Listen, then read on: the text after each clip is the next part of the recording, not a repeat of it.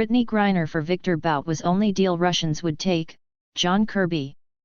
National Security Council Strategic Communications Coordinator John Kirby explains the deal to swap WNBA player Brittany Griner for Merchant of Death arms dealer Victor Bout.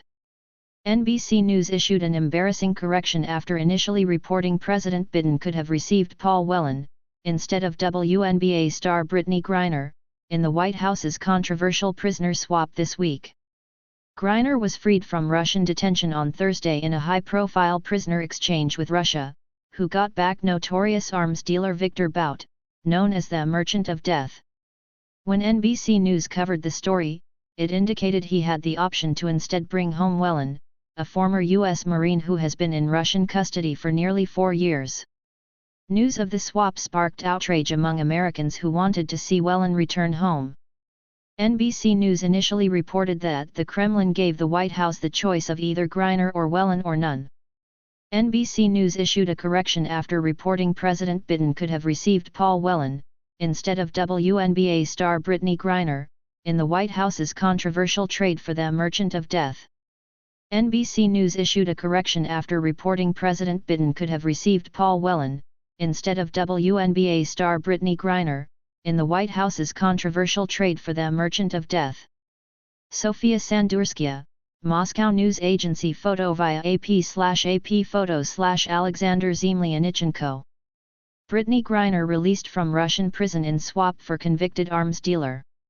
Later, the article was edited to read, the Kremlin ultimately gave the White House the choice of Griner or no one after different options were proposed.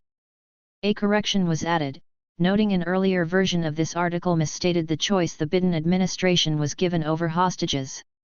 It was to swap Griner for no one, not a choice between Griner or Whelan. NBC News did not immediately respond to a request for comment. It's the latest major correction from NBC of a report that initially went against the established media narrative.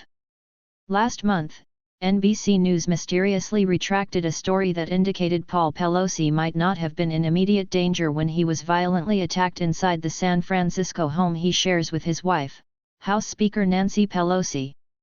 NBC has refused to explain what was inaccurate aside from a brief note about not meeting standards.